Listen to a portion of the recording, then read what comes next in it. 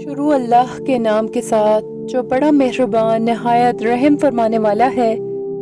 رسول اللہ صلی اللہ علیہ وسلم جب رات میں تہجد کے لیے کھڑے ہوتے تو یہ دعا پڑھتے: اللہم لک الحمد انت قیم السماوات والارض ومن فیہن ولک الحمد لک ملک السماوات والارض ومن فیہن ولک الحمد انت نور السماوات والارض وَلَكَ الْحَمْدُ أَنْتَ الْحَقُّ وَوَعْدُكَ الْحَقُّ وَلِقَاؤُكَ حَقٌّ وَقَوْلُكَ حَقٌّ وَالْجَنَّةُ حَقٌّ وَالنَّارُ حَقٌّ وَالنَّبِيُّونَ حَقٌّ وَمُحَمَّدٌ حَقٌّ وَالسَّاعَةُ حَقٌّ اللهم لك أسلمت وبك آمنت وعليك توكلت وإليك أنبت وبك خاصمت وإليك حاكمت فاغفر لي ما قدمت وما أخرت وما أسررت وما أعلنت أنت المقدم وأنت المؤخر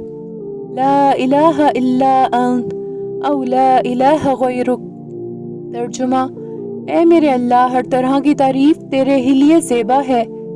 تو آسمان و زمین اور ان میں رہنے والی تمام مخلوق کا سنبھالنے والا ہے، اور ہم تمام کی تمام بس تیرے ہی لیے مناسب ہے۔ آسمان و زمین اور ان کی تمام مخلوقات پر حکومت صرف تیرے ہی لیے ہے، اور تعریف تیرے ہی لیے ہے۔ تو آسمان و زمین کا نور ہے، اور تعریف تیرے ہی لیے زیبا ہے۔ تو سچا ہے، تیرا وعدہ سچا، تیری ملاقات سچی، تیرا فرمان سچا، جنت سچ ہے، دوزخ سچ ہے، انبیاء سچے ہیں، محمد صلی اللہ علیہ وسلم سچے ہیں، اور قیامت کا ہونا سچ ہے۔ اے میرے اللہ، میں تیرا ہی فرما بردار ہوں اور تجھی پر ایمان رکھتا ہوں، تجھی پر بھروسہ ہے، تیری ہی طرف رجوع کرتا ہوں، تیرے ہی عطا کیے ہوئے دلائل کے ذریعے بحث کرتا ہوں اور تجھی کو حکم بناتا ہوں۔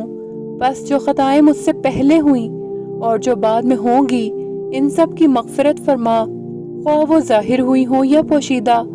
آگے کرنے والا اور پیچھے رکھنے والا تو ہی ہے، معبود صرف تو ہی ہے، یا یہ کہا تیرے سوا کوئی معبود نہیں۔ ابو سفیان نے بیان کیا کہ عبد الکریم ابوامیہ نے اس دعا میں یہ زیادتی کی ہے: لا حول ولا قوة الا باللہ۔ سفیان نے بیان کیا کہ سلیمان بن مسلم نے طاؤس سے یہ حدیث سنی تھی۔ انہوں نے حضرت عبداللہ بن عباس رضی اللہ عنہما سے، اور انہوں نے نبی کریم صلی اللہ علیہ وآلہ وسلم سے۔ اس پیغام کو صدقہ جاریہ کی نیت سے آگے ضرور پھیلائیں۔